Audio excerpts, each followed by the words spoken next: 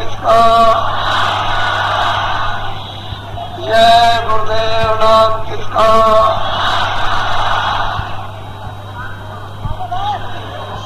नर नारियों, बच्चे और बच्चियों, आज सारे हिंदुस्तान में विद्वान अविद्वान सारे विद्वानों ने क्रांति खुशियां मना रहे हैं कि ये धर्म की स्थापना का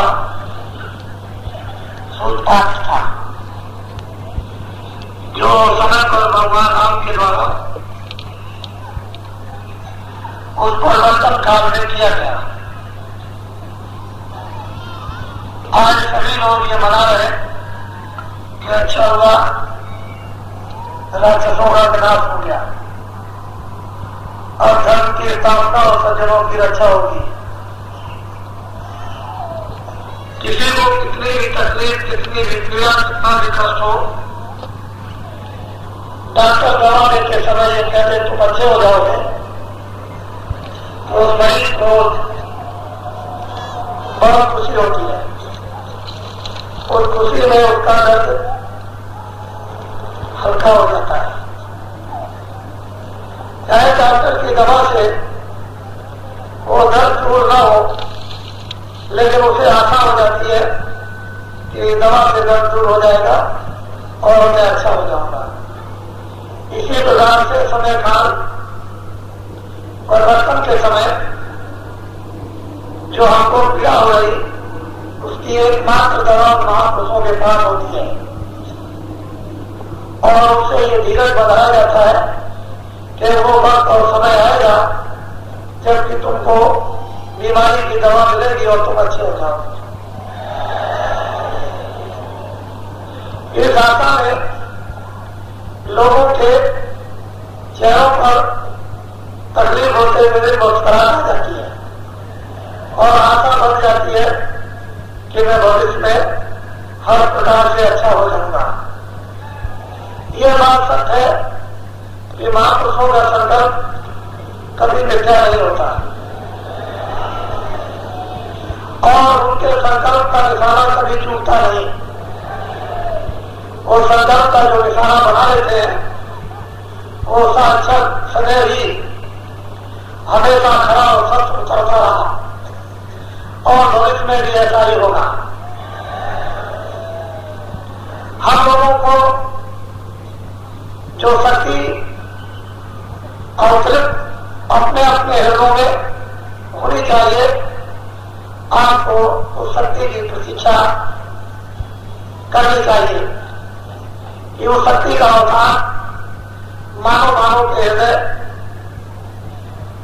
उस महल में हो जाए और वो महल रोशन प्रकाशमान हो जाए। ये हम लोग उन महापुरुषों की थोड़ी सी होशियारी के साथ और उनके शब्दों को ध्यान से सुने तो इसमें कोई चीजें असंभव नहीं, सभी चीजें संभव है और होती चली आई। मैं तुम्हें उस राम के इतिहास का थोड़ा सा एक संकेत देता हूं कि जब वो रामेश्वर और लंका में जाने का पुल बनाया जाना था तो वहां कोई मजदूरों का काम नहीं था, और पुल वीर भक्तों का काम था जिन्होंने समुद्र को पार दिया और पुल बना करके उतर गए। ये कोई मामूली काम नहीं था, ये मजदूरी का काम नहीं था, ये भक्ति का काम था। जब भक्ति का काम, भक्ति की सेवा होती है तो सभी काम सिद्ध अंतों और बाहर हो जाते हैं। और इन्हीं के बल से भगवान राम ने, इन्हीं के बल से भगवान कृष्ण ने जो भी काम समय पर किया वो सब का सत्यों करते हुए, लेकिन इतिहास उनका बड़ा लंबा चौड़ा है, उसकी व्याख्या बड़े विस्तार की है और समय के अभाव से व्याख्या नहीं हो सकती। लेकिन संकेत में आपको ये बातें जान लेनी चाहिए कि ऐसा परिवर्तन में होता चला आया और होता चला जाएगा। परिवर्तन होते हैं। सतयुग के बीच में सतयुग और त्रेता के, सतयुग समाप्ति और त्रेता के प्रारंभ में बहुत से परिवर्तन हुए और त्रेता और द्वापर के बीच में बहुत से परिवर्तन हुए थे और द्वापर और कलयुग के बीच में बहुत से परिवर्तन हुए और कलयुग में भी बहुत से परिवर्तन हो गए। उन युगों के इतिहास का और महापुरुषों के उस प्रकार ज्ञान का वास्तव में सही सही लोगों के सामने रखा जाए तो क्यों करते हो, सबको समझ में आया था। लेकिन हमारे पास में आज क्यों उलझन है, इस पेट के लिए हम लोग दीवाने और पागल हो गए। ये मेरा पेट किस तरह से भरेगा, सारा ज्ञान, सारी शक्ति, सारा धन और सारी सत्ता और सारा प्रेम, सारी मानवता केवल पेट पूजा के लिए इसमें विलीन कर दी। इसलिए महापुरुषों के समय समय काल और सारी शक्तियों के बचनों का हमको ज्ञान अब रह नहीं गया और न उसका ज्ञान हमको हो सकता है, उसके लिए समय लगेगा। महापुरुषों की बात तो अलग है कि वो क्षण में कुछ का कुछ करा दे, लेकिन वैसे ज्ञान नहीं हो सकता है। तो आप लोग सब के सब जो आपको सत्संग ऊंचा से ऊंचा मिलता है उसको बराबर आप अपनी दृष्टि को उस पर जमाए रहे और तीनों चीजें बराबर याद करते रहे। उन तीनों चीजों का बराबर इस्तेमाल करें, व्यवहार में जाए। एक तो भजन, दूसरा ज्ञान और तीसरा सुमरन।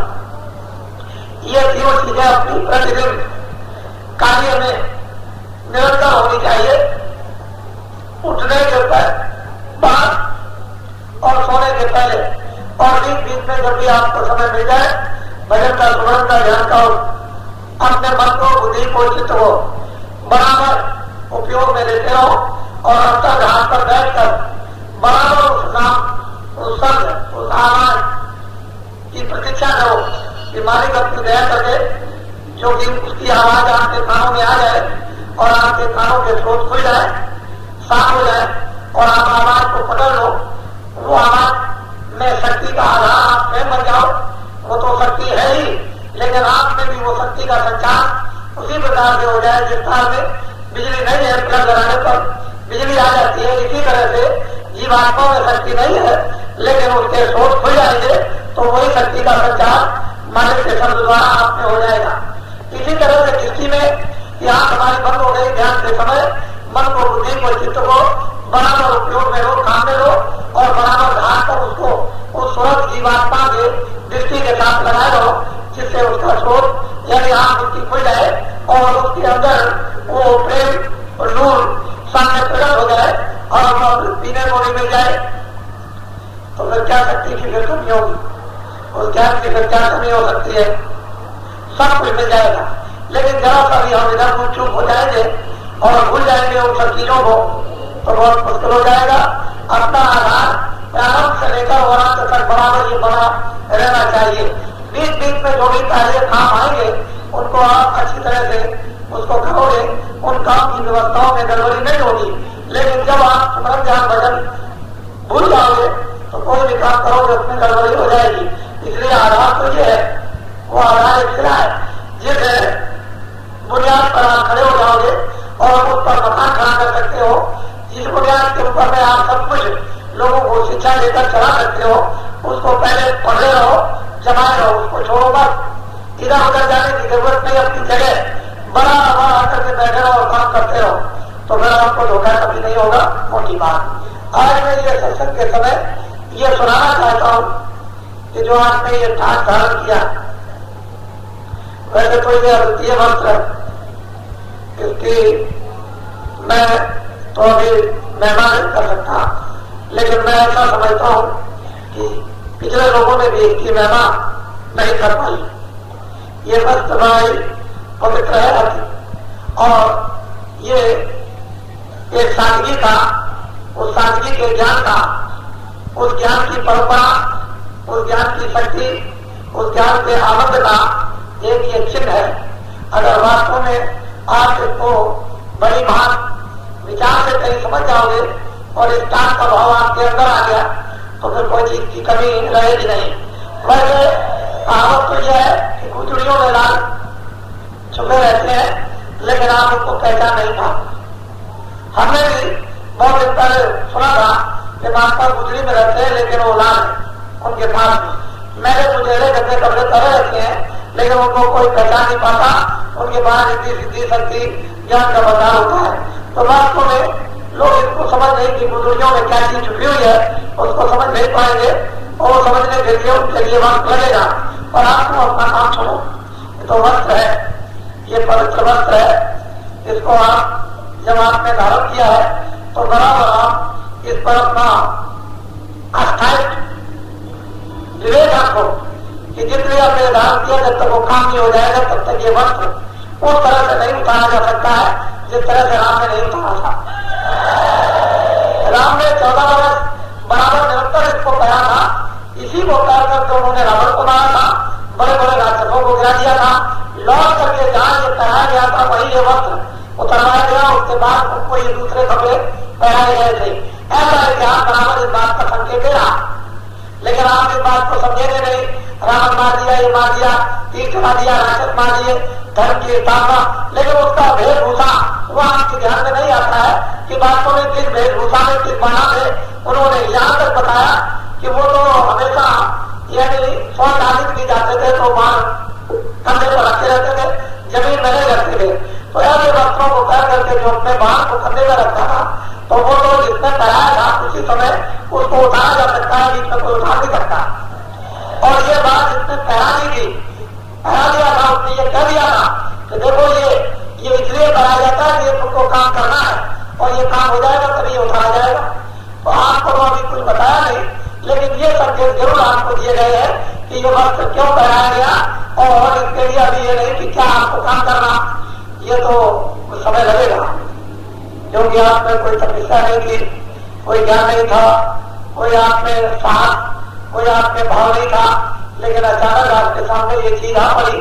वो धीरे धीरे जो चीजें नहीं थी वो धीरे धीरे अब बढ़ी जा रही, अब वो आने लगी, वो चीज आप में आने लगी। ऐसा नहीं कि वो चीज नहीं आएगी, जरूर आएगी, निश्चय आएगी, लेकिन वो समय काल पर ही उसको वास्तविक सच्चा पूरा बोध होगा, इसके पहले नहीं होगा। वो तो अगर तुमको पहले बोध हो जाए तब तो बड़ा मुश्किल हो जाएगा। वो तो काम करने के बाद ही बोध होता है कि मैं क्या हूं, मैं क्या था, मैंने क्या किया, अब उसको क्या करना है, ये तो बहुत बाद में होगा। तो इसलिए मैं ये आपको बताना चाहता हूं कि ये नकली विचार मत, आपको नहीं कहना है तो इसमें कोई आपके लिए हुज्जत नहीं है। लेकिन ये नहीं कि आप मेरे सामने तो आपने कर लिया और पीछे उसके बाद आपने उतार दिया। आपको ये आदेश दिया जाता है कि जो लोग यहाँ पहने और यहाँ से उतार ले जाकर के घर में इस वस्त्र को, इस काट को, इस झूठ को, आप लोग उनकी बात पर कभी यकीन, कभी विश्वास मत करना। इसलिए आप करो ना, अगर ये तुमने विचार है कि मैं वहां करूंगा, यहाँ उतारूंगा, करो मत। आओ, जो भजन करना है, जो ध्यान करना है, जो आपको स्मरण करना है, जिस बुराई से आपको बचना है वो काम करो। अपने सिर पर कोई दूसरा काम मत मानो, जिनके सिर पर बांध दिया जाएगा उससे काम तो हो ही जाएगा। ये मत समझो कि काम नहीं होगा। काम से 10 से 20 से 1000 से 2000 को काम तो वो होना ही है, और जिसके से वो काम बढ़ा जाएगा उससे काम करा दिया जाएगा। आप क्यों परेशान होते हो? आप में ये कमी क्यों आती है कि यहाँ करते हो, वहां उतार देते हो, वहां करते हो, यहाँ उतार देते हो? कुछ नहीं, जो अंदर रहा था, अंदर कोई करवा नहीं कर रहा है आपको, कोई काम कर रहा, जो करो उसका भी करो और कुछ मत करो, फिर करो मत और चीजें, और अगर नहीं करो और चीजें करो, कुछ होगा क्या जरूरत है उसकी, क्या हो सकता है? और देखो काम होता है नहीं होता, वो तो काम कराने वाला को है, उसे जो काम कराना होगा करा देगा, और तुमसे जितना काम कराना होगा वो तुमसे करा देगा, छोड़ेगा नहीं, और छोड़े होने वाला नहीं दिखेंगे, वो तो उससे भी काम कराएगा जो नहीं करा चाहते, उनसे भी करा देगा, और जिनको अफसोस नहीं होता उससे भी अफसोस करा देगा, जिनको अफसोस होता उनसे खुशी करा देगा। उसके बाद तो सब चीजें हैं, लेकिन तुम समझ नहीं पाते हो। ये नकली बात मत करो। अगर नाचना नहीं जानते हो तो जबरदस्ती मत नाचो। आनंद टेढ़ा नहीं, आनंद सीधा है, रास्ता सीधा, रास्ता टेढ़ा नहीं है। तुम चले वाले टेढ़े हो गए और कहते हो तुम्हें तो आनंद टेढ़ा है, इसलिए क्या करें? नाचना बजाने बावली है, आनंद टेढ़ा, नाचना आता नहीं, चलना आता नहीं है, खड़ा होना थोड़ा छोटा समझना आता नहीं, तो कहने लगते हो कुछ का कुछ, वो बात छोड़ दो।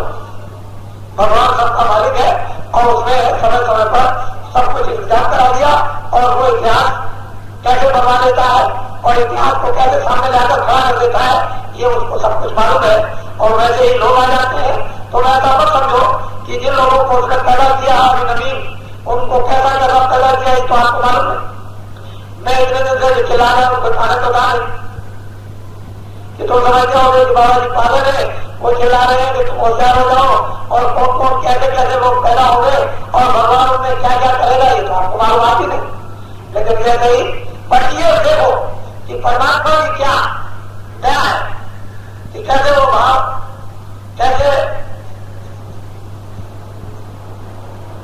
देखना, बोलना, सुनना, समझना किस तरह का, वो एक तरह का एक है लोगों के अंदर प्रवेश करना और किस तरह से परिवर्तन होगा ये अनुभव करने की जरूरत आवश्यकता है। और आप सत्संग सुनो,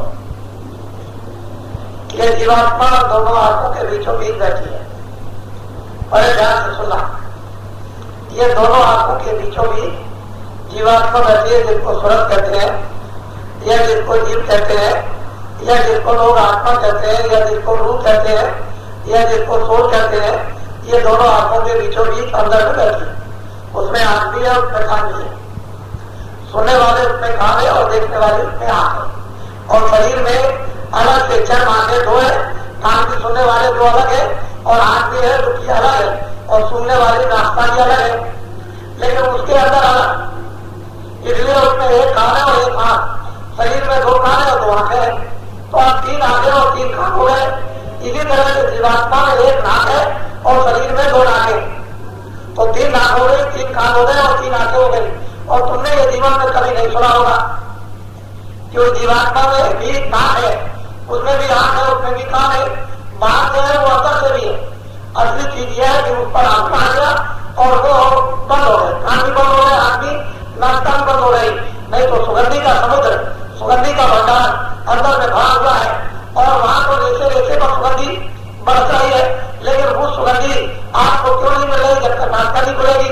क्यों इतनी सुंदरता है जब तक आंखें नहीं खुलती है तब तक वो सुंदरता, इतने प्यार की बोली उसकी क्यों नहीं सुनने को मिलती है? कान तुम्हारे बंद हो गए, अगर वो कहीं सुनने को मिल जाए तो तुम दुनिया भूल जाओ, इतना प्यार कहीं है ही नहीं, ऐसी सुंदरता कहीं है ही नहीं, आंख खुल जाए और ऐसी खुशबू कहीं है ही नहीं, कहीं आपकी नाक खुल जाए। तो ये तीनों चीजें वो जीवात्मा में है और वो तीनों चीजें तुम्हारे कर्मों के आनंद से वो बंद हो रही है। अब उसको कैसे खोला जाएगा? वही जो दवा मिलती है तुमको, वो सुमरन की, ध्यान की, भजन की, और धीरे धीरे धीरे धीरे उसके ऊपर जो बैल चला हुआ है, जो गंदगी है, उसको धीरे धीरे धीरे धीरे उसका मुआ लगाकर जो सख्त यानी लोहे से भी लोहा, पत्थरों का भी पत्थर और चट्टानों की भी चट्टाने, लेकिन वो भी गर्मी पाकर के पिघल जाती, लोहा भी पिघल जाता है तो सीधा भी पिघल जाएगा, तो पत्थर भी पिघल जाता, वो भी पानी बन जाता है।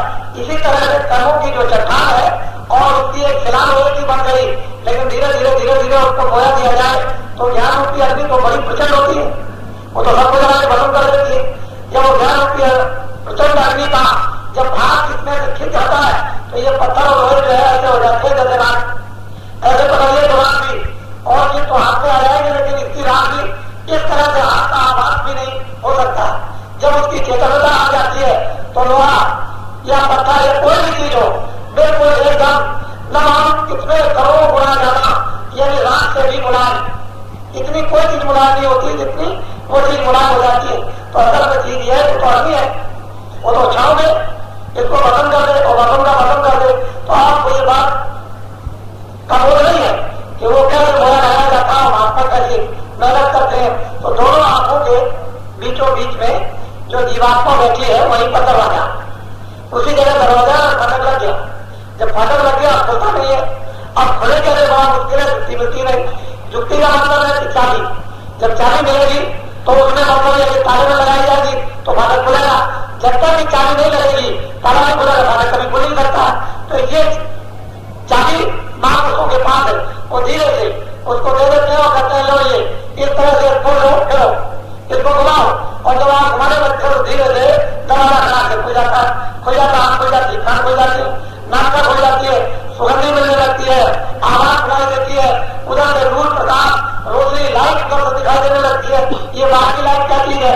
तो यही से बड़े बड़े लोगों का रास्ता और यही आंखों के सामने से शुरू हो जाता, दरवाजा खुला नहीं कि लोग शुरू हो गए, क्योंकि वो तो दुनिया दिन है, वो तो रोशन भी है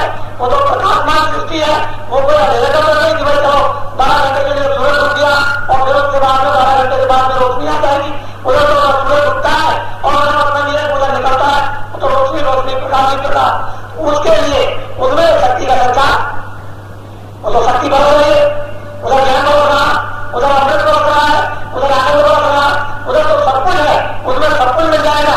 तभी तो लोग जो है मस्त हो जाते, इस दुनिया को भूल जाते हैं क्षणों में। राजा रात को छोड़ करके खा लेता है, कुछ नहीं, ये सब चीजें कहते खा भी नहीं है। असल है गृहस्थ आश्रम बड़ा आश्रम था, महात्मा इसी में रखना चाहते थे कि गृहस्थ आश्रम में रहो और इसी में उस चीज को अपने कर्म करके प्राप्त करो, क्योंकि कर्म का भार दूसरे का तुम्हारे ऊपर में लेन देन का नहीं लगेगा।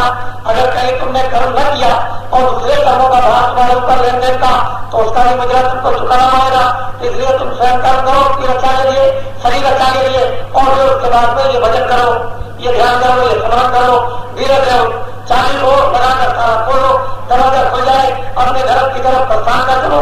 उधर देखो कितना कितना बड़े बड़े दिव्य दिव्य लोग हैं, और वो अलग अलग विभाजन है उसका, वो मान लिया ये तो स्थूल सृष्टि है, इसके बाद में ये लिंग सृष्टि है, इसके बाद में ये सूचक सृष्टि है, इसके बाद में कारण सृष्टि है, इसके बाद ये परे की सृष्टि है। तो असल में सब भागों में उसको बांध दिया। यहाँ तक मतलब है कि ये स्थूल शरीर है, यहाँ तक ये लिंग शरीर है, यहाँ की हद तक ये सूचक शरीर है, यहाँ की हद तक इसका कारण शरीर है। इसके बाद जीवात्मा और कोई भी बंधन नहीं है, उसके बाद जीवात्मा आजाद स्वतंत्र हो जाती है।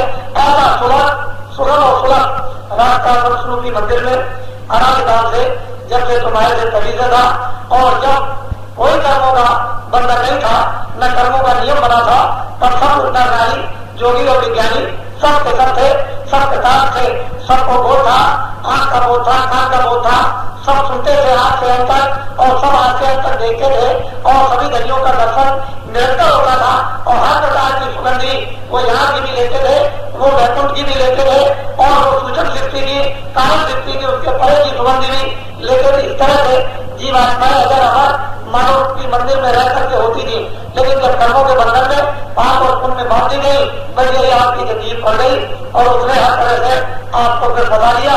फंसाने के बाद अब उसने निकलने का रास्ता बंद कर दिया। अब आप अकेले क्या कर सकते हो, किसी महापुरुष की दया हो जाए, कृपा हो जाए, वो हमको पूंजी चाबी दे दे, हमारे लिए कुछ मोया लग जाए, और वो हमारे सख्त बंद जो दरवाजे हैं वो टूट जाए, वो पिघल जाए, वो उतर जाए, तमाम कर दे, तो फिर हम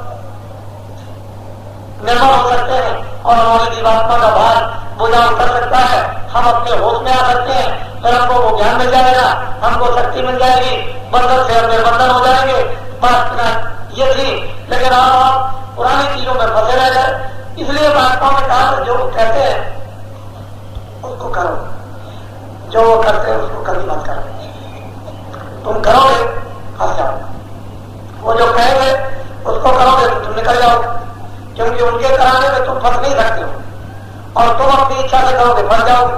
तो जो कहते हैं महापुरुष उसको करना चाहिए, जो महापुरुष करते हो उसको कभी नहीं करना चाहिए। क्यों? वो तो आप कर ही नहीं सकते हो, बहुत मुश्किल है। हम लोग ये समझ नहीं सकते, उनकी नजर को कभी करना नहीं चाहिए। जो आदेश होता रहता है हमारे सामर्थ्य के मुताबिक अनुसार उसी काम को हमको करते रहना चाहिए। जो सामर्थ्य करे उस काम को कभी भी करने की इच्छा नहीं रखनी चाहिए, नहीं गिर जाओगे, उसी में तुमको धोखा हो जाएगा। महापुरुष तो बराबर तुमको उठाते रहते हैं, अगल बगल में दाएं बाएं आगे पीछे चलते रहते हैं, तुम्हारी सलाह करते रहते हैं, और समय काल पर तुमको परिचय देते रहते हैं, लेकिन तुम इतने क्रोधित हो जाते हो, स्वाभिमान तुमको इतना घमंड जरूर आ जाता है कि महापुरुषों की परिचय को जहां जहां भी तुमको मिलती उसको भूल जाए। वो तो परिचय देते रहते हैं, कोई ऐसा नहीं जिसको परिचय न मिलता हो, लेकिन वो उसको भूल जाता है। बुद्धि का विवेक जब नष्ट हो जाता है तो परिचय भूल जाएगा, और बुद्धि में विवेक रहेगा तो निरंतर उसको परिचय होता रहता है। उसकी समान हर समय सोते उठते बैठते जाते बराबर होती रहती है।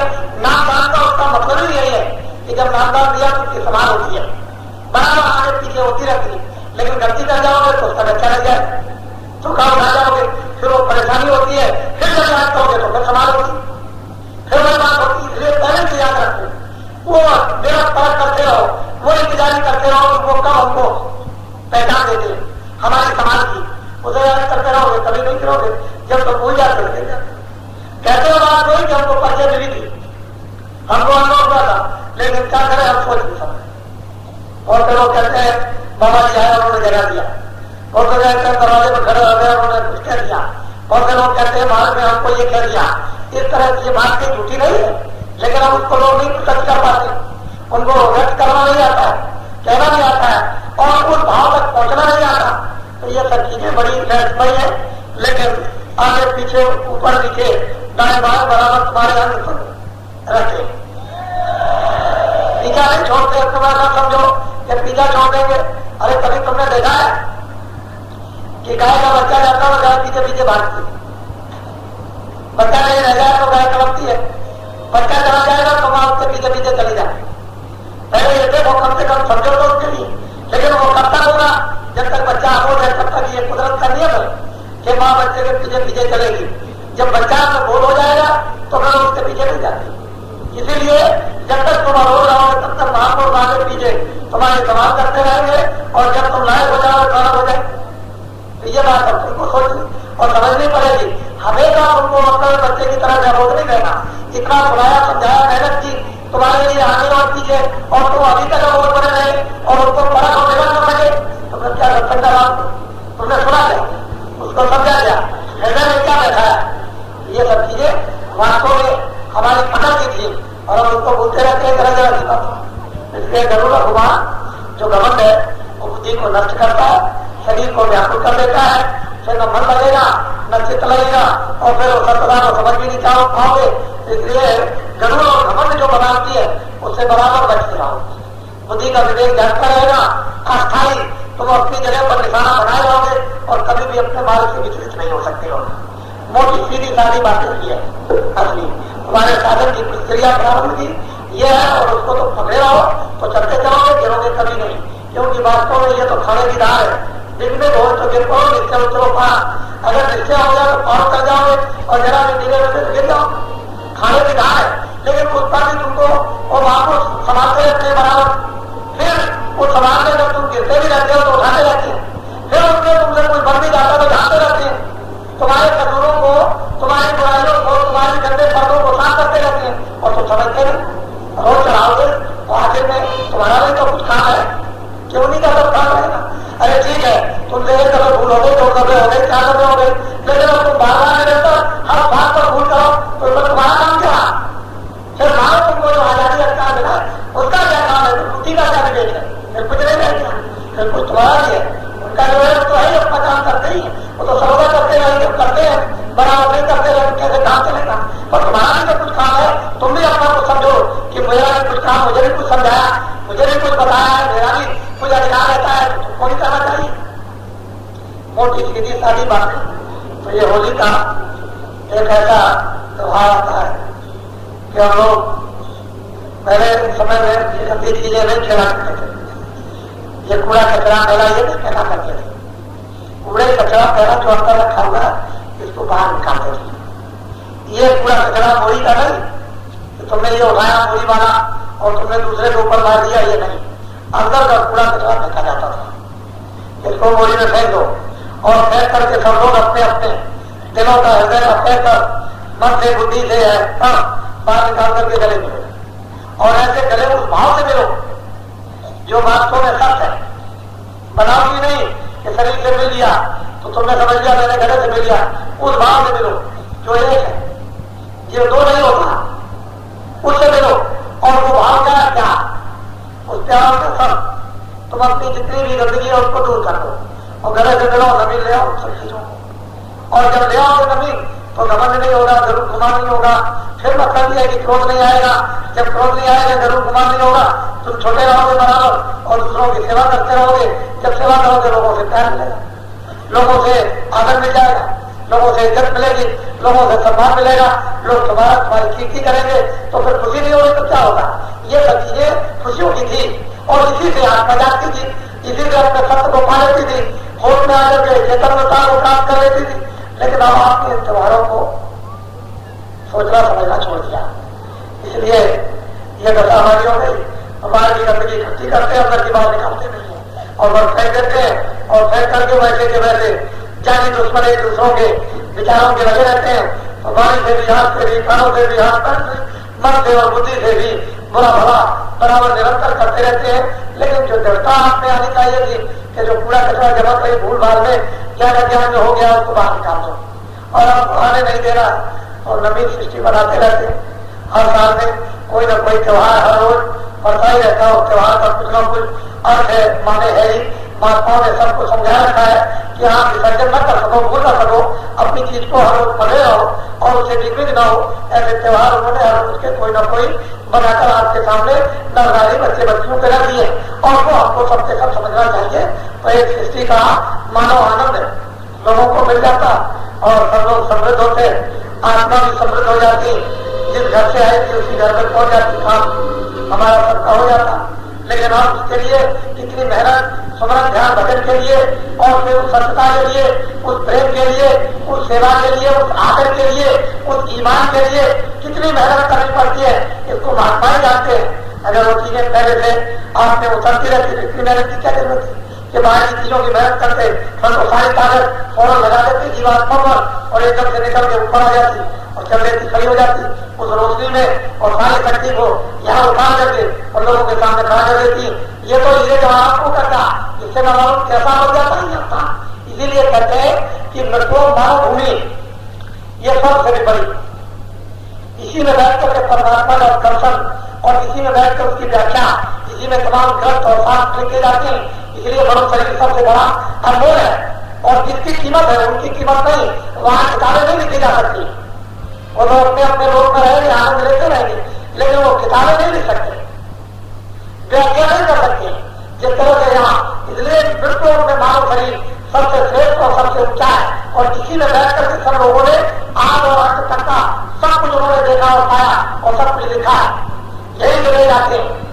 ये स्थान बहुत मूल और अनमोल है, ये मृत लोग, और इसकी कीमत देखो संतों ने और रखनी करती, इसकी व्याख्या नहीं की जा सकती। इसलिए भूमि का भी कोई महत्व होता, ऐसी बात तो नहीं है। और बहुत लोग, मैं तो ये सोच रहा हूँ कि गत वर्ष से भी इस समय ज्यादा हो रहा है। अभी थोड़े दिनों में कार्यक्रम आपके इसके पहले बड़े बड़े हो चुके हैं और धीरे धीरे आपके बहुत बड़े बड़े कार्यक्रम अभी गोपनीय अध्यात्म थोड़ा बड़ा रहस्यमयी 1 महीने का जो हुआ उसमें तो जो लोग साथ थे वो या जो लोग जिन स्थानों पर थे वो वही इसका अनुभव कर रहे हैं। बाकी सुनने वाले तो थोड़ा बहुत तो अनुभव करते ही है, इस बात तो नहीं है। और उन स्थानों के काफी लोग आए हुए इस समय पर ये कार्यक्रम बराबर निरंतर जगह जगह होते रहते हैं। आज ये 16 है 1984 का ये दिन है और ये मथुरा आगरा बाईपास है, ये तो आश्रम है, यहाँ पर आप उपस्थित हुए हो और आपको इसका लाभ सत्संग का मिलना ही चाहिए और इसीलिए आपको बुलाया जाता है कि आप अपने उच्च कोट का लाभ इस स्थान पर आकर के प्राप्त करें। हम इसलिए नहीं बुलाते हैं, कोई दुनिया की बात नहीं हम करते हैं, हम तो वही अध्यात्म उन्हें राम पद अनुवादा संगम और दया निधाना परमार्थ ये रास्ता परम सुधार परमात्मा का रास्ता जो है वो तो महात्माओं के जो जगह पर होते रहते हैं वो इसी अज्ञात प्राप्ति जागृति के लिए, लेकिन लक्ष्य उसका वही होता है कि जीवात्मा अपने घर में वापस लौट करके पहुंच जाए, क्योंकि ये घर आपका नहीं है। जन्म मरण एक है कारखाना है, जन्म मरण का एक नियम है और उन योनियों में जाने का एक विधान बना दिया। 484 योनियां अर्थात नर और उनके लिए कर्मों की सब क्रिया बनाकर उन्होंने रख दी। इन कर्मों से ऐसे ऐसे तुम्हारा जन्म और मरण होता रहेगा। इसको महात्मा भली प्रकार समझते हैं और वो चाहते हैं कि अब के बार मानव कर में यदि तुम्हारा जन्म हो गया तो जीवात्मा का भी जन्म हो जाना चाहिए। जब जीवात्मा का जन्म हो जाएगा तो फिर जन्म मरण से रह जाएगा, फिर न जन्मने में आती न मरने में आती है। फिर उसको ये नहीं मिलता है जन्म मरण का, फिर दोबारा उसको ये पीड़ा मिले। एक बार मानव शरीर में जन्म होना चाहिए। जीवात्मा जब जन्म हो जाएगा तो होश में आ जाएगी, रोशनी में आ जाएगी, प्रकाश में आएगी, ज्ञान में आएगी, शक्ति में आ जाएगी, जन्म उसकी पीड़ा खत्म हो जाएगी और फिर यह है कि 84 वर्षों का जो चक्कर है वो भी खत्म हो जाएगा। एक बार को मानव फल का उच्च कोट का लाभ हो जाए के साथ आपको उठा लेना चाहिए लेकिन जो चारों तरफ से जब आपको पत्तियां घेर लेती हैं और आप तो लेते हो, चलाते हो और चिट्ठियां लिखते रहते हो तरह तरह की, और लिखा है बड़ी तकलीफ है, और लिखा महाराज क्या करें, खर्चा भी चलता है, तनख्वाह कब मिलती है, आपने मना कर रखा है किसी को सताना नहीं, किसी से कुछ लेना नहीं, जो कुछ मिले ईमानदारी से उसी में गुजारा करो। लेकिन अब लोग में इतनी महंगाई हो गई है, गुजारा नहीं होता। ऐसी चिट्ठियां आप लिखते हो, वो दया कर दीजिए, कुछ तरक्की कर दीजिए, कुछ कहते हो तनख्वाह बढ़ जाए, कुछ ये बढ़ जाए, विभिन्न चिट्ठियां आती रहती हैं। और उनको ऐसा नहीं कि हम पढ़ते नहीं समझते नहीं, उसको पढ़ते भी हैं, उसको समझते भी हैं और ये भी जानते हैं कि हाँ वर्तमान में आपको तकलीफ और कष्ट भी है, लेकिन यह है कि इतना सब कुछ होते हुए भी आपको बताया जाना, यानी धीरज फिर भी जमाया जा रहा। लेकिन बहुत से लोग इस वायुमंडल में सत्संग के नहीं है, वो तो क्षणों में धीरज तोड़ देते और वो अपने शरीर को, अपने ईमान को, अपनी सत्यता को, अपने सब बाल बच्चों को इस पेट के लिए बराबर भेज देते हैं, फिर तो लिखी जाता है। तो ऐसा नहीं है कि परेशानियों को बाबा जी समझते नहीं है या बाबा जी के सामने आती नहीं है। हम तो छोटे से छोटे आदमी से बात करते हैं, बिल्कुल छोटा, जिनको कोई नहीं पूछता, उससे ऐसी बात करते हैं जो कभी आप सोच भी नहीं सकते हो, और ऐसी गहराई की बात उससे पूछ लेते हैं। ये नहीं तो उससे पूछते नहीं है, चाहे स्त्री हो, चाहे पुरुष हो, चाहे बच्चा हो, कोई भी हो। ये तो दिमाग से बिल्कुल निकाल दीजिए। जो आदमी तुम्हारे बीच में खड़ा होता है मिट्टी में, वो सबसे बात कर सकता है, सबसे बात पूछ सकता है। हम कोई महलों में नहीं रहते, ना हम कोई मतलब सिंहासनों में बैठे रहते हैं, आपके बीच में मिट्टी में काम करते हैं। जब उसको आप देखेंगे तो मैं सबसे बात कर सकता हूँ, सबकी बात सुन सकता हूँ, सबकी समझ सकता हूँ और सबकी बात का और सबकी चीजों का समाधान कर सकता हूँ। ऐसी बात नहीं कि मेरे दिमाग में कोई चीज नहीं, वो सबका समाधान है।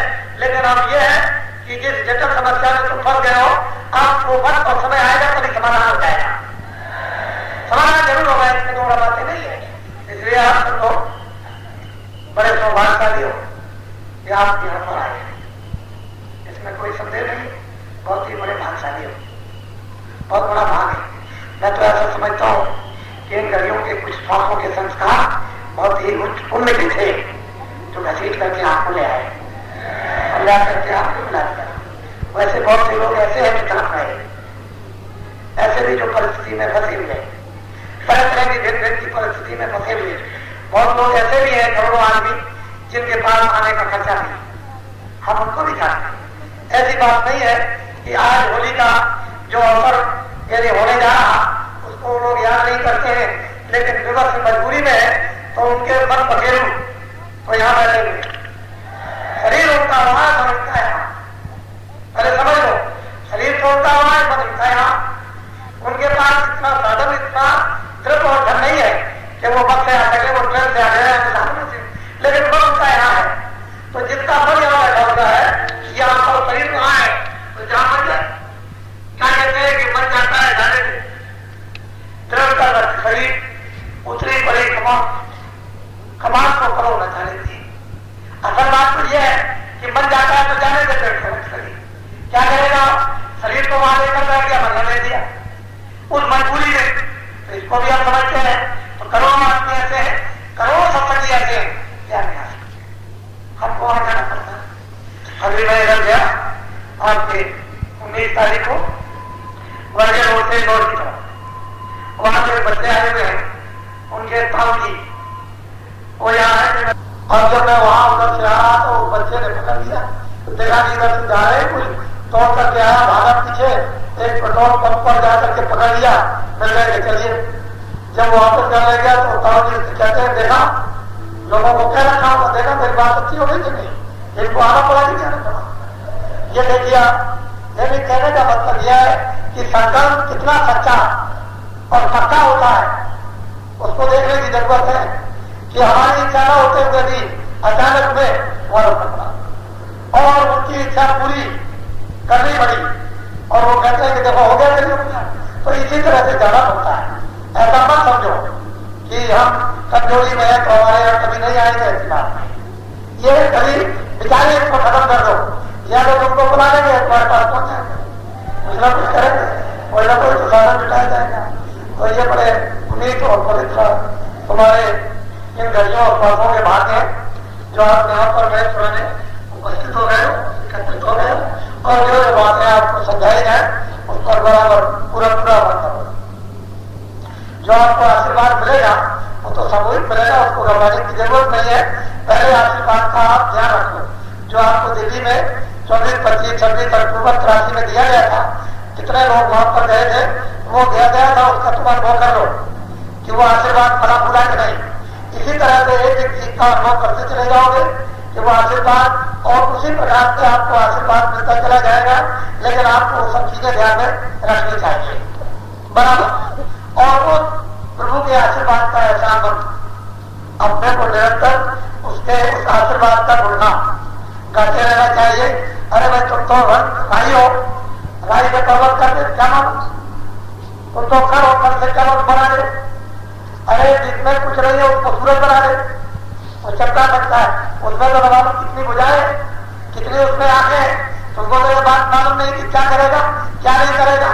तो यही बात सोच करके उसके गुणगान, वो जो अंदर में उसका नाम मिल गया, उसका रूप मिल गया, उसका स्थान मिल गया, उसकी आवाजें आपको मिल गई, निरंतर उसका गुणगान करते रहो। और मैं बराबर उसी के लिए आपको भरसक कोशिश करता रहता हूँ कि आप उस पर विश्वास कर लो, तुम्हारे चित्त में बस जाए, तुम्हारे मन में बस जाए, तुम्हारी दृष्टि में बस जाए, तुम्हारे अंदर उतर जाए, तुम्हारी आंखें खुल जाए, तुम्हारे कान खुल जाए, तुम्हारी नाटका खुल जाए, तुम्हारा फाटक टूट जाए, तुम यहाँ से चल दो। बराबर कोशिश करता रहता हूँ, उससे प्रार्थना भी करता हूँ, दया करते रहिएगा, दया हो रही कोई समझेगा। तो ये जो कार्यक्रम हो गए तो छोटे मोटे कार्यक्रम है, आप तो देखते हो कि 50-50 आदमी एक साथ होते हैं, तो छोटा मोटा काम है तो होता ही रहता है। ये ऐसे काम जो अद्वितीय होते हैं, ये रेडियो पर नहीं आते या अखबारों पर नहीं। कभी भी रेडियो, इतने बड़े बड़े कार्यक्रम हो रहे हैं, आपने कभी रेडियो अखबारों पर नहीं सुना। कभी भी स्वप्न में भी रात को सोते रहो तो ये विश्वास आप कभी मत करना कि मेरा कोई समाचार रेडियो अखबार पर आएगा। कभी भी स्वप्न में भी, यानी बात तो आप छोड़ दो, लेकिन स्वप्न और मौत के वक्त में नहीं थे, लेकिन काम संग्रह जाने के वक्त में नहीं थे, उस समय पर उन्होंने 4 फीट बनाकर और सभी उनके शिष्य थे और उन्होंने इतना बड़ा काम कर दिया। और तो कितने करोड़ हो गए, कोई 1-2 करोड़ नहीं हो। देखो पहले सुनो ध्यान से, जो न्याय पंचायत है उसमें आप 5 चोरियां बनाते, 5 आदमियों की 5 चोरियां तैयार कर रहे, फिर उसके बाद ब्लॉक में 5 चोरियां बनाए, उसके बाद तहसील में 5 चोरियां बनाए, उसके बाद जिले में 5 चोरियां बनाए। ये आपकी टोलियां अलग है, ये कोई टोलियों स्कूल से मतलब कुछ नहीं है, ये बिल्कुल अलग। इनकी रूप होगा इंटरव्यू की बिल्कुल अलग। उनमें 5 टोलियों में 25 आदमी होंगे, 25 आदमी जिले के, 25 आदमी तहसील के, 25 आदमी ब्लॉक के, 25 आदमी न्याय पंचायत के, इस तरह से और अलग अलग बिल्कुल इनका आपकी बात। इसको अच्छी तरह से व्यवस्था से आपको पर्चों पर मिल जाएगा और उसी अनुसार से आप एक नवीन ढंग से आप इस कार्य पद्धति को बिल्कुल काम रूप में ले आए, इसकी स्थापना कर दें। हमको इसकी जरूरत पड़ेगी, तुमको भी इसकी जरूरत पड़ेगी, तुमको भी बड़ी जरूरत पड़ेगी, मुझे भी बड़ी जरूरत पड़ेगी। इसलिए ये टोलियां बिल्कुल अलग रहेगी, ये किसी भी नहीं खाएगी, इसको ध्यान में रखेंगे। ये अलग टोलियां होगी और टोलियों की रूपरेखा मैं इन्हीं 2-3-4 दिनों में पूरी समझा देता हूँ, घबराने की जरूरत नहीं है। जो आपने 3 साल पहले यदि काम को पीछे कर दिया, उसी काम को 3 साल के लिए उसको समय को पूरा करना, 3 साल का छुटा हुआ कार्य आपको जल्दी से ही यदि उसको कवर कर देना कितने महीनों में, वो मैं आपको सब बता दूंगा। ध्यान रखिएगा, पीछे जो मैंने बात करी थी कि आप जल्दी से जल्दी आप कोई बना लो, लेकिन आपने उस पर ध्यान दिया तो वो आप बराबर उस समय को यदि पूरा कर लेना है। ध्यान रखिए उसको अच्छी तरह से। और ये एक ऐसी अद्वितीय टोलियां होगी तो आपको बाद में जाकर सुनने को मिलेगी, लेकिन मैं आपके सामने मेरी बात जान देता हूँ और मैं ये कहना चाहता हूँ कि गुजारा तो आपका नहीं होता, इसमें कोई संदेह नहीं है, क्योंकि 700 रुपए 500 रुपए में क्या होगा। आजकल की महंगाई आपको बहुत परेशान किए हुए, कुछ होता नहीं। जब आप तनख्वाह पाते हो तो तनख्वाह 15 दिन में खत्म हो जाती है। बहुत खेल खान करके तो 10 दिन को 3 भागों में बांट दो, तो जब तनख्वाह मिलती है तो 10 दिन तो आप कांग्रेसी हो जाते हैं। जो खूब आओ वो इकट्ठा करो, तो आप ये करो वो करो वो करो वो करो, उनको में खाओ, ये खरीदो वो खरीदो, 10 दिन को कांग्रेसी और 10 दिन आप सोशलिस्ट। फिर समझ रहे बड़ी मोटी बात बता रहा हूं, बहुत तरह 10 दिन कांग्रेसी, 10 दिन सोशलिस्ट और उसके बाद 10 दिन कम्युनिस्ट। समझ लो आप, मुझसे बदल माने मत पूछना, बस तुम अपने ढंग की बात को समझ लो। तो जब तनख्वाह मिलती है तो 10 दिन तुम कांग्रेसी रहते हो, उस 10 दिन में तुम्हारी तनख्वाह खत्म।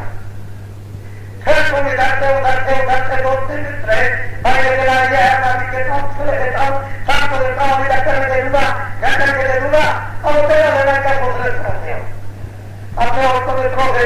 उसके बाद फिर कम्युनिस्ट ले आए, अरे दे देंगे महीने को महीने जब आ जाएगा कितना जाएगा, उससे ले आए सरकार उसको छुड़ा दिखा दिया, फिर उसको गाड़ी दिखा दी, मार देंगे तुमको, तुमने अगर जल्दी में मारा और मेरी बदनामी की तो 10 दिन तुम कम्युनिस्ट रहते हो।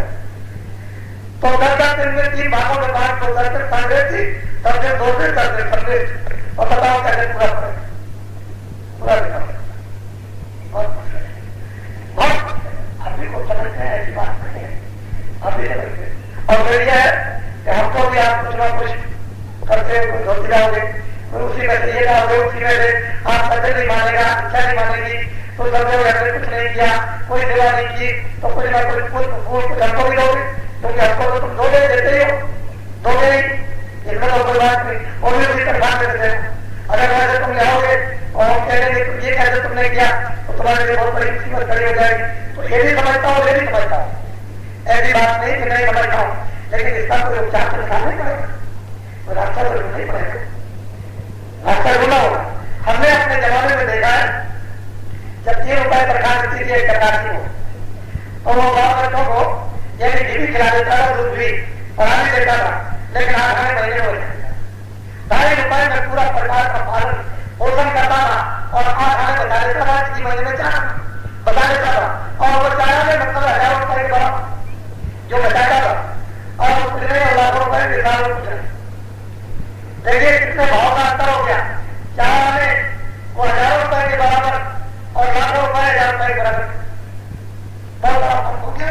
हमने वो भी जमाना देखा, 10 रुपए के जब जमाना है तभी देखा, जब 15 रुपए तनख्वाह मिलती थी जब भी देखा, और मैं आपको बताता हूँ 42 रुपए हेड मास्टर को यानी 25 रुपए की तनख्वाह मिलती 42 में, और रजिस्टर भाग के आप देख लीजिए तो 25 रुपए और 20 रुपए को तनख्वाह मिलती थी, और 42 में यानी 15 रुपए की हेड मास्टर को तनख्वाह मिलती थी, और उसी को देख लीजिए।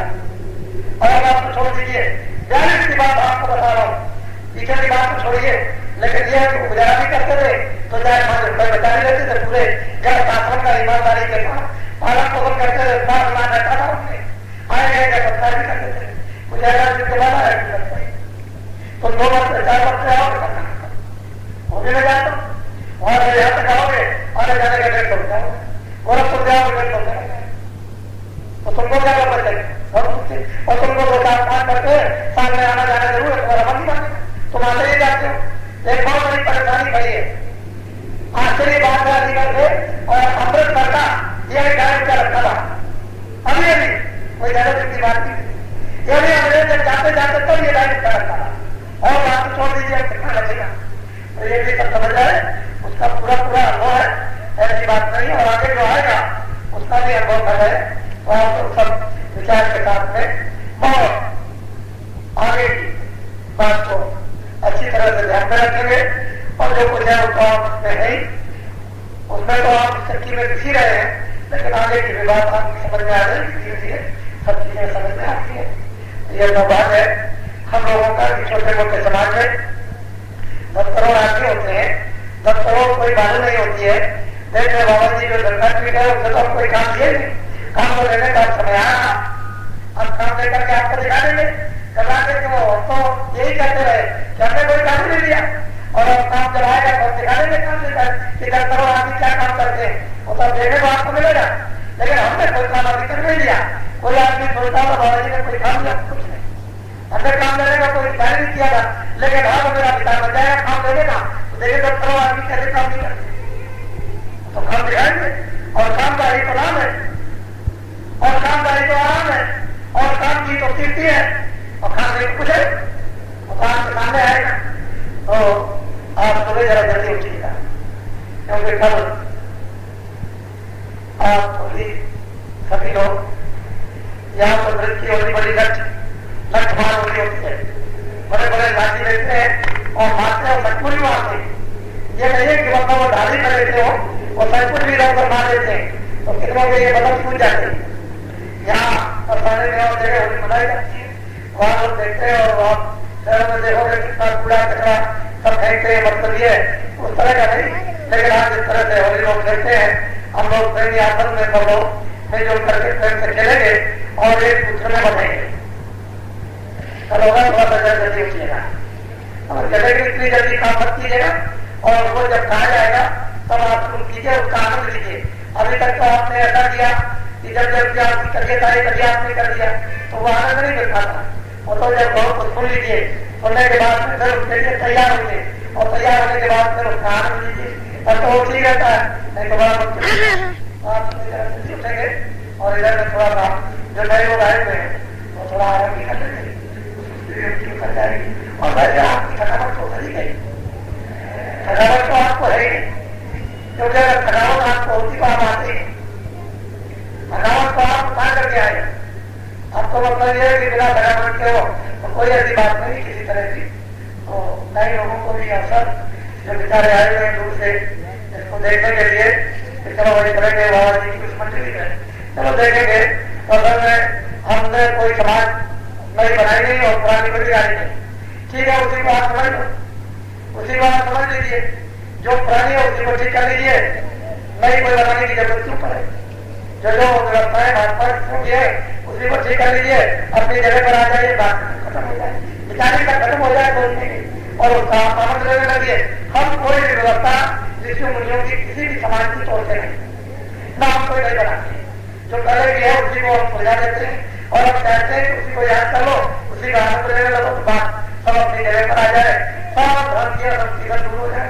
और ये लोग सब परेशान ये सब देखते हैं तो सब गलत लगाते हैं कि बिल्कुल ठीक बात है, ये बिल्कुल ठीक काम हो रहा, और ऐसा ही काम सारे संसार होना चाहिए। ये अक्सर के अभाव को समझते हैं, लेकिन अब कहते हैं मजबूरी में बात समझ में जब आ जाएगी, पास में आओगे तो सब ठीक हो जाएगा। पास नहीं आते वो सब कोई में बंधे रहते हैं।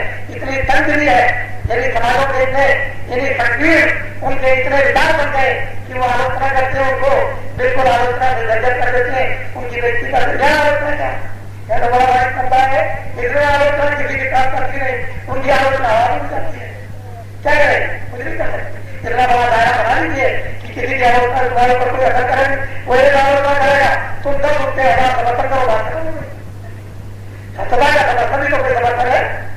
आलोचना झूठी आलोचना और समर्थन सत्ता समर्थन, उसका समर्थन करोगे तो वह पर यह सबको आराम मिल जाएगा, झूठी आलोचना करोगे तो ठीक होगी। तो ऐसा हमारे में क्यों क्यों ऐसा आप संयोग सफल बनाते अच्छा बनाए काम हो जाएगा आपका। अच्छा तो आप लोग सबके सब बोलो जय गुरुदेव। देखो 18 तारीख को सोए इस सड़क पर जो पैदल 24 मील जो ऊपर यात्रा करेंगे बर्फ के लिए, वो बिना चंबल बढ़ाने को जाएगा नहीं। जब वो जाने का प्रस्ताव होगा तो उन सबको जाने वालों को चक्कर लगेगा, लेकिन जो यात्रा में नहीं जाएंगे उनको जाएगा, उनको नहीं लगेगा, उनको चक्कर लगाने की जरूरत नहीं है। और आप सब बातें नहीं समझ पाओगे तो जो लोग पैदल यात्रा जाएंगे यहाँ से 24 मील, वो मैं कल बता दूंगा कि क्या बजे चलोगे।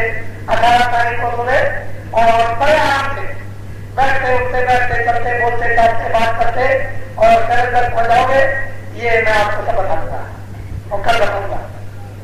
तो मैंने चंदन लगाने में कोई जाएगा नहीं, जो भी जाना चाहेंगे और जाओ तो जाओ, हजार जाओ, कितने भी जाओ, चंदन लगेगा तब जाएंगे, टीका लगेगा, तब वो यहाँ से प्रस्ताव करेंगे। अब वो टीके का मतलब माने तो बाद में आपको समझ में आएगा। अभी कुछ विचार मत करो। और बाकी जो वैसे गाड़ी से या दवाइयों से जो जाना चाहते हैं या दवाइयों से या मोटरों से वो मिल जाएंगे, कोई बात नहीं। लेकिन कलर पड़ जाता इनकी तादादियों की होगी, वो भारत को तक जाएंगे वहाँ, और वहाँ उनका एक सम्मेलन हो रहा है। और 19 को सम्मेलन है, वैसे मैं तो सम्मेलन में वहां रहूंगा, क्योंकि मैं नहीं रहूंगा तो उनको आशीर्वाद कर लेगा, वो तो आशीर्वाद देगा ही,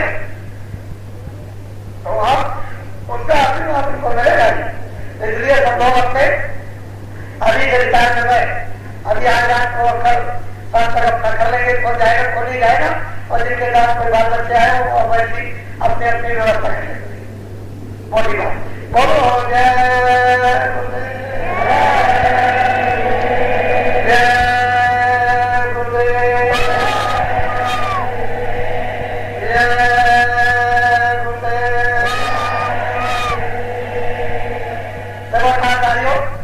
आपके यहाँ ऑल इंडिया के अध्यक्ष भी यहाँ गए और लगभग बातों के अध्यक्ष भी यहाँ पर उपस्थित हो गए।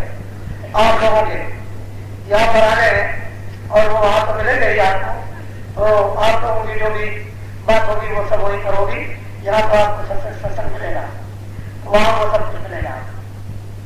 और जो लोग वहां सीधे पहुंच रहे हैं वो लोग सीधे वही जाएंगे उसी जगह पर, यहाँ आने की उनको क्या जरूरत है, सीधे वहीं पहुंचेंगे। अब पैर पे समय पहुंच जाएंगे तो वहां बहुत उपस्थिति होगी, और छोटी उपस्थिति वहां पर नहीं होगी, बर्फ में बहुत बड़ी 19-20 को उपस्थिति होगी, और तो तुमको आंखों से देखने को ही मिलेगा। तब उसका अनुमान कीजिएगा। जय गुरुदेव। देखो भाइयों, ये हमारे इंडिया में शोर मचा हुआ है, भारत का ये छोटा मोटा शोर नहीं है, समूचे भारत में शोर भरतपुर का मचा हुआ है। अब आपको ये सोचना है कि कोई भी रेडियो कोई भी अखबार ये देखिए आपकी जिसमें नहीं कोई समाचार कोई सूचना नहीं है, लेकिन भरतपुर की सूचना होनी चाहिए। देख लीजिए, इसी से आप सोच लीजिए ये सब जगह सूचना है, तो बात है ऐसी बात नहीं है। जय गुरुदेव। अच्छा है बात, जो यात्रा में जब मैं गया था 1 महीने के लिए, जो लोग आए होंगे उस यात्रा में थे, जो लोग उन लोगों की तलाश करेंगे और उन लोगों से मिलेंगे और बातचीत, और जो लोग वहां के आए हुए हैं वो आप लोग उन लोगों को पहचानते हो, उन लोगों को आप ढूंढ लेना, तलाश कर लेना। और मैं जानता ही भी आपको मिल जाऊंगा उनका आपके बीच में, आप उसको भी बता देना कि मैं एक स्थान था, मुझे भी याद करा देना मेरे सामने, जब आ जाओगे तो याद करा देना, मैं उसी समय समझ जाऊंगा। आप इधर उधर छुपे रहोगे तो ठीक नहीं है, सामने आओगे तो अच्छा रहेगा, बता देना। बहुत अच्छी बात आपने वैसे दी है, मुझे बहुत बड़ी खुशी है, बड़ी प्रसन्नता आपको तो है ही, लेकिन मुझे आपसे भी ज्यादा प्रसन्नता है कि आपने कम से कम जो बातें वहां बताई गई उसको आपने सुना और विश्वास किया और यहाँ आए, तो छोटी चीज नहीं है। यहाँ आपको जो बातें बताई उससे बहुत बड़ी चीज मिलेगी।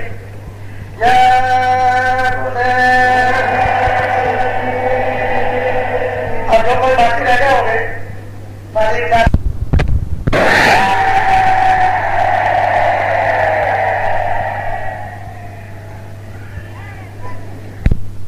साथियों से आपको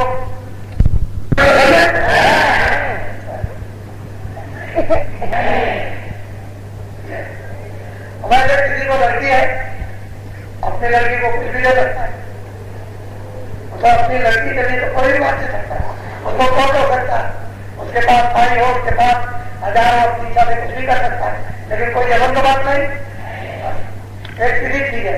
और जितने 20 साल तक सारा पोसा को तो उसकी माँ उसका पिता ऐसा कुछ तो करते ही, ऐसा तो नहीं है कि उसको वीरान में छोड़ दिया, ऐसी बात नहीं। जो उनके ऐसा करती उनके हृदय में जो रहता है, जो परिवार में अपने घर में होगा, वो जय गुरुदेव।